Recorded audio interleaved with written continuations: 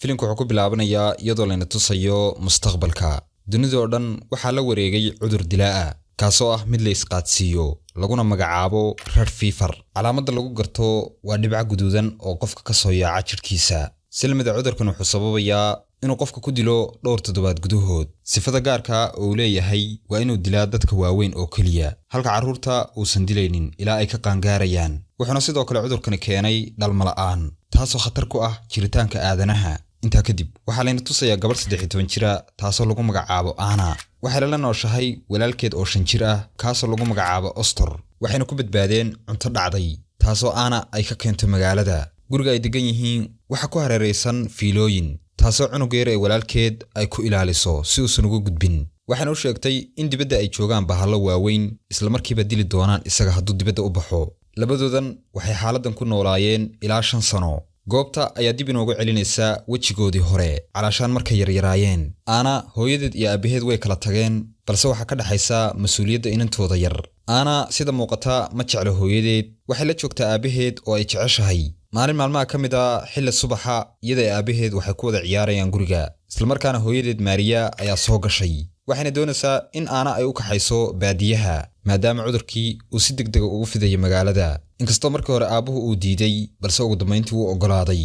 wuxuuna gabadhiisa yar u sheegay inay raacdo hooyadeed, si lamidana uu raaciyay inuu la kulmayo isbuuca soo socda, calaashaan inuu u imaan doono isbuuca soo socda. guriga Maria ee baadiyaha ayaa ku yaala meel kayna, waxayna la nooshahay jacaylkeeda cusub ee lagu magacaabo Damiana iyo wiilkeeda yar ee Ostor. waxaana ku soo kordhay Anna oo ay ka soo kaxaysatay markaa aabaheed. Anna hooyadeed iyo ninkanba midna ma jecla, sababtoo waxay u malaynaysaa in ninkan hooyadeed qabaa uu sabab u ahaa inay kala tagaan aabaheed. Maria had iyo jeer waxay isku dayaysaa inay heshiis ka dhigto Anna iyo Ostor, balse uma suurtagelayso iyadoo caalamka laga sheegayo faafitaanka cudurka. Maria iyo Damiana waxay ka gaabsadeen inay magaalada aadaan, inkastoo weli qof qaba markaas aan lagu arag magaalada ay joogaan. Anna iyo Ostor waxay si joogta u aadaan dugsiga. maalmaha ka mid ka mid macallimiinta dugsiga ayaa la baaray, sidaa darteed waxaa laga helay cudurkii. waalidiintii carruurta dhalay ayaa yimid dugsiga si ay carruurtooda u kaxaystaan. Maria oo ah Anna hooyadeed ayaa dhowr jeer wacay si ay carruurta yar ugu kaxayso gurigooda, balse telefoonka ma qabanayso, waxayna kaga mashquulsan tahay jacaylkeedii Damiana. dugsiga waxaa ku soo haray Anna iyo Ostor kaliya oo aan weli jawaab ka helin waalidkooda. macallimad naxariis badan taasoo lagu magacaabo Angal ayaa go'aansatay inay carruurta yar u kaxayso gurigooda, inkastoo aysan garanayn ciwaanka gurigooda.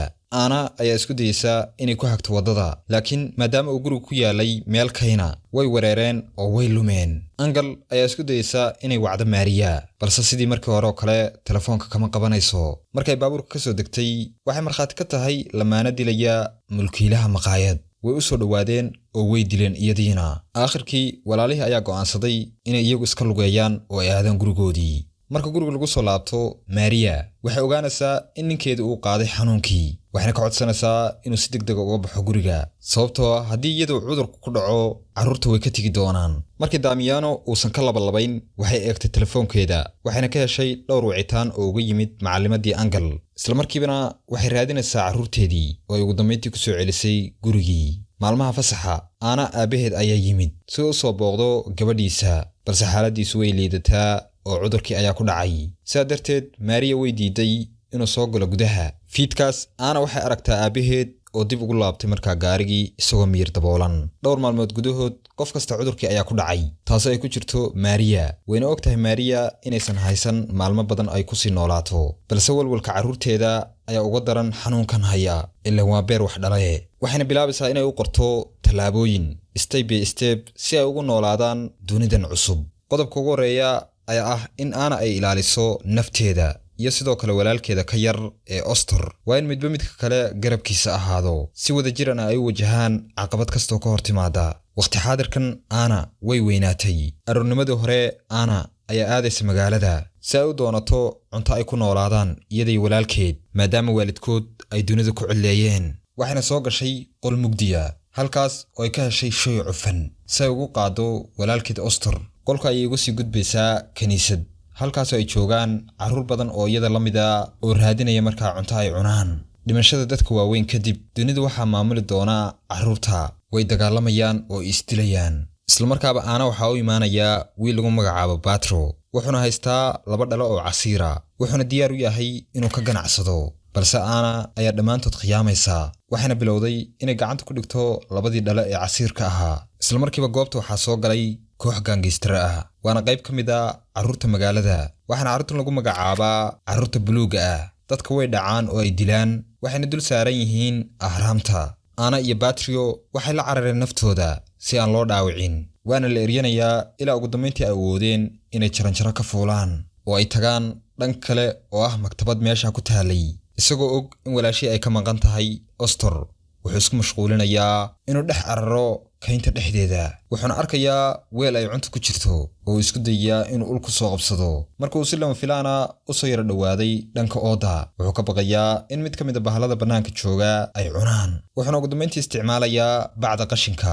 intuu isku soo daboolo ayuu soo qabsanayaa weelkii ay cuntadu ku jirtay aan dib ugu noqono magaalada aana iyo Batrio waxay ka fog yihiin raggii burcadda ahayd wayna saaxiibeen labadoodii Batrio wuxuu arkayaa nin qarka u saaran inuu u dhinto xanuunka wuu istaagayaa si uu caawiyo laakiin aana waxay og tahay inaysan waxba u qaban karin Batrio aana ayuu markaa mooto ku soo qaadayaa oo u soo kaxaynayaa gurigoodii markay meel dhex marayeen aana way diiday inuu sheegto halka uu gurigooda ku yaalo laakiin Batrio ayaa ugu dambeyntii ka codsaday inay ku soo marto guriga xeebta ku yaala haddii ay rabto in mar kale ay la kulanto isaga aan ku noqono guriga Ostor wuxuu gelayaa qolka halkaas oo weli sariirta ay saaran tahay meydkii hooyadii waxayna ku dulbaabacday sariirta dusheeda wuxuuna soo saarayaa buuggii hooyadii oo akhrinayaa qaybta ugu sharaxayso even haddii ay helaan cunto baakadaysan qaabkay u isticmaali lahaayeen waxayna u sheegtay inay iska fiiriyaan xilliga ay dhacayso haddii wax ikhtiyaara ay u waayaan waa inay iska uriyaan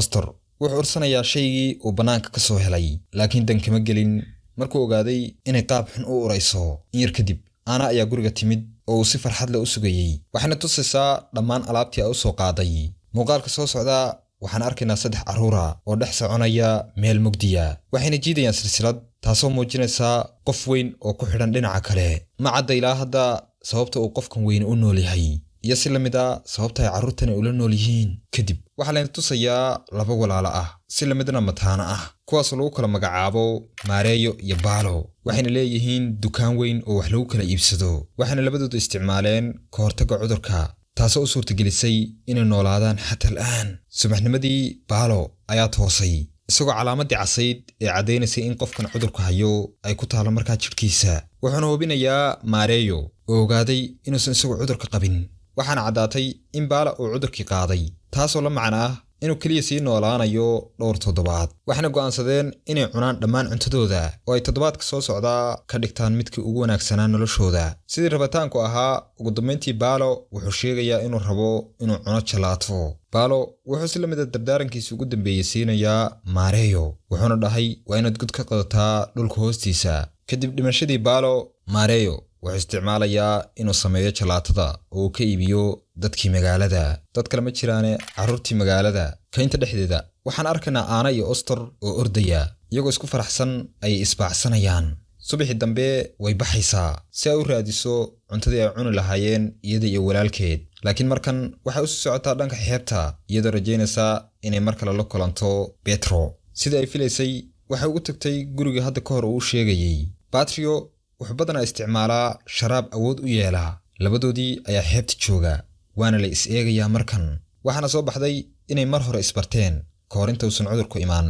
iyagoo dugsiga dhigtaa intaa kadib waxaa layna tusayaa Ostor wuxuuna qabsanayaa xaflad isagoo u gaara isagoo kaynta iska dhex jooga si uu wakhtiga badan isugu dhaafiyo wuxuuna shidayaa dab weyn kaasoo sababay inuu qiiq dheer yeesho carruurtii gaangistarada ahaa ee lagu magacaabi jiray carruurta buluuga ah oo socday meel kaynta u dhow ayaa arkaya qiiqa tirada badan ee meesha ka baxaya waxayna bilaabayaan inay soo aadaan goobta uu markaa qiiqu ka baxayo Ostor wuxuu xiran yahay dharkii hooyadii wuxuuna ku wareegayaa guriga markay yimaadeen carruurtii buluuga ahayd waxay soo galayaan guriga wax dhib uma geysanayaan Ostor balse waxay urursanayaan dhammaan alaabtii guriga taalay mid ka mid ah gabdhii la socotay waxay keenaysaa madaxa hooyadii oo qolfoof ah kaasoo guriga dhexdiisa yaalay waxayna bilaabayaan inay ku qoslaan hogaamiyaha tuugtan ayaa u yeedhaya Ostor cunugii yaraa ayaa yaabay sababtoo markuu yaraa waxaa looga sheekeeyey in dunida ay ku nool yihiin isaga iyo aana oo keliya. hogaamiyaha tuugta ayaa ogaanaya in Oster uu wax akhrin karo, taas micnaheedana ay tahay in kooxdu ay cunugan yar u baahan yihiin. kadib marka ay qaataan alaabtii guriga taalay oo dhan, hogaamiyuhu kooxdu wuxuu u yeedhayaa Oster si uu ugu soo biiro oo u raaco markaa iyaga. si kastaba ahaatee, markay ka codsadeen inuu ka gudbo fiilooyinkan xiran, wuu diiday sababtoo ah wuxuu ka baqayaa xayawaankii hore looga sheekeeyey. isla markaana wuxuu bilaabayaa inuu si degdeg markaa u fuulo geed, halka tuugadii ay ka codsanayaan markaas inuu hoos u soo dego. wuxuuna bilaabayaa inuu laamihii geedka ku gurguurto ilaa ugu dambeyntii uu dhulka ku soo dhacay. marka hore cunugu argagaxay, wuxuuna u malaynayay in bahalkan keliya uu isaga eryanayo, laakiin marka miyirkiisu u soo laabto waxa uu caddaatay in bahaladii looga sheekayn jiray ay ahaayeen wax beena. isla markaana markuu xaqiiqada ogaaday, wuxuu si aan gabasho lahayn u raacayaa kooxdii tuugada ahayd. dhowr saacadood kadib, aana waxay ku soo laabanaysaa guriga iyadoo aad uga naxday qaabka uu guriga u yaalo. waxa kale uga sii daran walaalkeed oo ay guriga ka weysay. rinjiga buluuga ee gidaarka ku yaala ayaa caddaynaya in ay soo weerareen carruurtii buluuga ahayd. saasay tahay, iyada oo kaynta dhexdeeda raadinaysa ayay daal dartii miyir la'aan la dhacday. intay miyir daboolnayd waxay ku riyoonaysaa hooyadeed oo weydiinaysa su'aal, ma Oster ayaad raadinaysay? isla markiiba way kacday aana oo ay boorsadeeda xirxiratay, waxayna bilaabaysaa inay raadiso walaalkeed. marka hore waxay la kulmaysaa Petro oo ay weydiinaysaa halka ay ka heli karto carruurta buluuga ah, maadaama uu agtooda ku noolaa wuu og yahay meesha ay joogaan. waxayna kula kaftamaysaa inuu ku lug leeyahay waayitaanka walaalkeed. kadib waxay aadaysaa dukaankii ay lahaan jireen labadii wiil ee mataanaha ahaa. mid hore waa kii u dhintay, waxaa keliya nool Maareeyo. wuuna soo dhaweynayaa, wuxuuna ka codsanayaa inay isbaarto inay cudurka qabto. kadib marka uu hubiyo inaysan cudurka qabin, wuu soo daynayaa. marka gudaha soo gasho, ninkii ayaa markaa daaha ka qaadayaa inuu soo qabtay xubno ka mid a carruurtii buluuga ahayd oo ay ku jiraan qol markaa xagga dambe ah. iyadoo xiisaynaysaa in walaalkeed uu ku jiro, ay ninkii hore u sii raacaysaa. si kastaba haatee, Maareeyo wuu khiyaamay gabadhii, wuxuuna bilaabay inuu ku riixo qol wada dhegdheg ah. filimkina wuxuu ku dhammaanayaa aana oo ku dhibaataysan inay iska fujiso dhegdhegan, halka Maareeyo uu isna ku qoslayo. filimkiina saas ayuu markaa ku dhammaaday. haddii markaad xiisiisid muuqaalada noocan oo kale ah, fadlan channelka subscribe saaro, sidoo kale muuqaalkan like gare si markaa dad badan uu gaaro. waana kaaga mahadcelinayaa daawashada muuqaalkan. intaan muuqaalka xig ku kulmayno, waxaan idinkaga tegayaa asalaamu calaykum waraxmatullaahi wabarakaatu.